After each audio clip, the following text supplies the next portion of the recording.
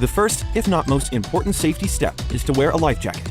PWC operators, passengers, and persons being towed are all required, by law, to wear a life jacket at all times. There are simple navigation principles that will help you avoid collisions with other boats. If another boat is coming at you head-on, you should steer to the right or starboard.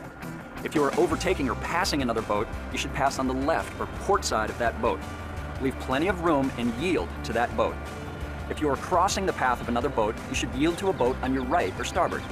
You should also yield to all boats that are not under power, including sailboats under sail, canoes, and kayaks. You should also stay out of the way of commercial or working boats. Overall, no matter what these rules say, if there is ever the threat of a collision, it is your responsibility to slow down, steer away, or stop. Most boating accidents are collisions, where a boat runs into another boat, a rock or reef, or something else on the bottom. By law, it is your responsibility to avoid collisions. Most collisions happen as a result of excessive speed, so it's going to be much easier to avoid collisions if you're not going too fast. There are no brakes on a boat, and when you're moving fast, it takes more time and distance to slow down or stop. You must operate your boat at a speed where you can maintain control at all times. And never try to stop a boat by putting your arms or legs between the boat, another boat, or the dock. This can result in severe injuries. Before starting the engine, be sure to securely attach the engine shutoff cord or lanyard to your wrist or life jacket and wear it at all times, keeping it free from the handlebars.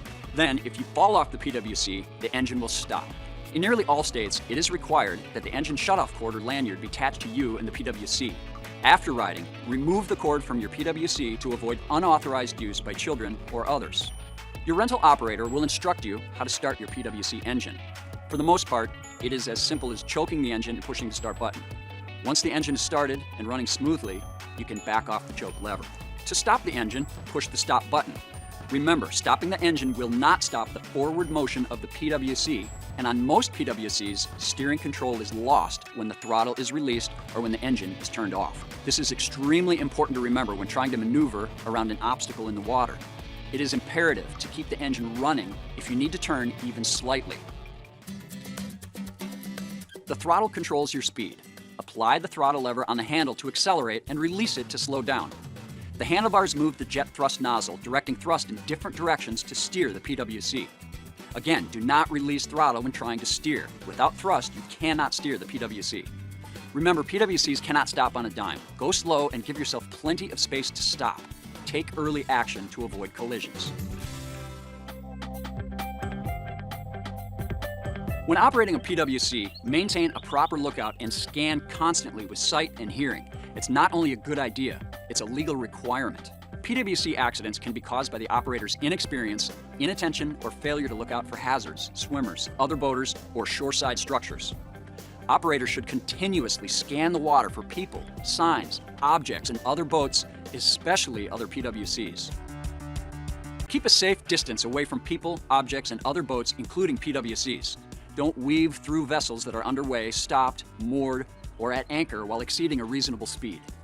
Don't operate your PWC at an excessive speed in a slow speed area or in a swimming area with swimmers present.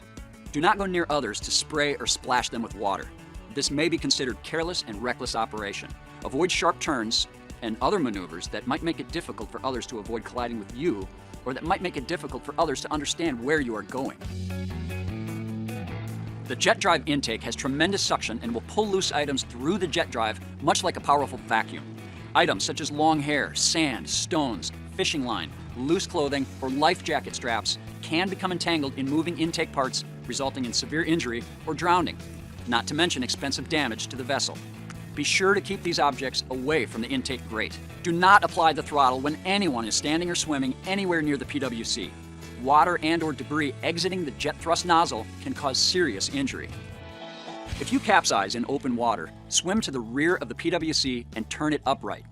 Most PWC manufacturers have placed a decal at the bottom or rear of the vessel that indicates the direction to roll your PWC to return it to an upright position. If no decal exists, ask your livery operator to ensure you know which way to right the craft. If you roll it over the wrong way, you could damage the PWC. When out on the water, keep yourself and others safe. Boat responsibly, stay alert, and make safety-conscious decisions while operating the PWC defensively. And always wear your properly fitted Coast Guard-approved life jacket. Remember, we want you to have a fun, safe experience out on the water. Your actions and adherence to the regulations and recommendations in this video and those of your livery operator are essential to having a safe and enjoyable experience.